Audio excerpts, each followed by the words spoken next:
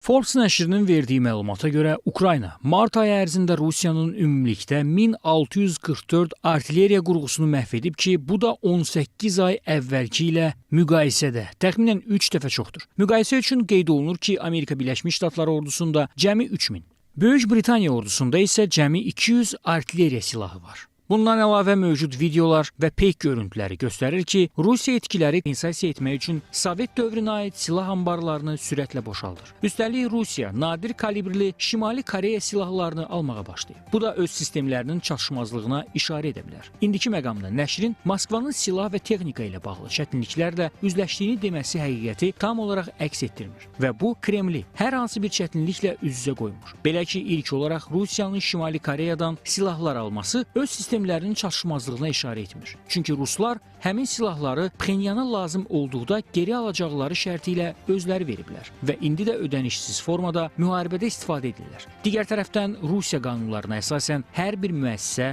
zavod, fabrik tikilərkən müharibə şəraitində asanlıqla hərbi məhsullar istehsal edə biləcək səviyyədə hazırlanır. Bütün bunlar isə Moskvanın Ukrayna ilə savaşda hələ ki silah və texnika problemi ilə üzləşməyəcəyini deməyə əsas verir. Rusiyanın hələ Sovet vaxtında da ondan sonra da bütün müəssisələr ikili təyinatlıdır. Yəni hər bir müəssisə lazım olduqda avadanlıq, hərbi məhsul buraxmalıdır. Və ona görə də Rusiyanın istehsal etdiyi müəssisələr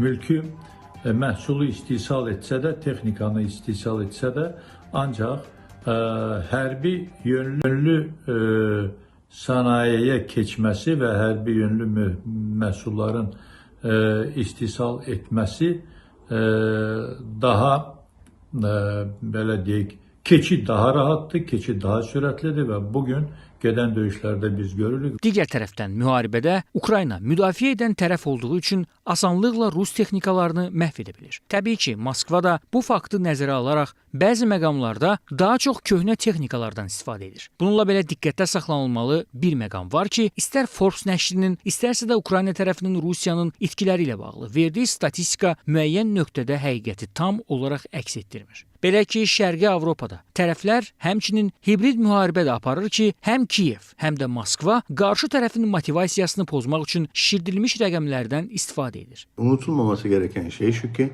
Rusya-Ukrayna muharebesi Rusya'nın kaynaklarını, imkanlarını, silahlı kuvvetlerinin gücünü yıpratmak, yormak, eksiltmek maksadıyla yapılmıştı. Dolayısıyla artık savaşın bu son vaktinde Ukrayna kendisine verilen bu vazifeyi yerine getiriyor. Önemlidir, etkilidir fakat bu rakamlar gerçek değildir. Hibrit savaşın gerçekleştiği bu dönemde her iki tarafta gerek malzeme, gerek silah, gerekse insan kayıpları ile ilgili karşı tarafın moralini çökertecek faaliyetler yapmak durumdadırlar. Hər nə qədər Rusiyanın texnika problemi ilə üzləşmədiyini, verilən statistikaların bir nöqtədə yalan olduğu qeyd olunsa da, bilinən bir həqiqət var ki, Moskva Ukraynada iqtisadi, hərbi, eləcə də geosiyasi cəhətdən əhəmiyyətli dərəcədə zəiflətildi. Sülh danışıqlarının Kremlə faydasının olub-olmayacağı, həmçinin müharibədən sonra Rusiyanın nə zaman toparlanacağı isə hələlik bilinmir.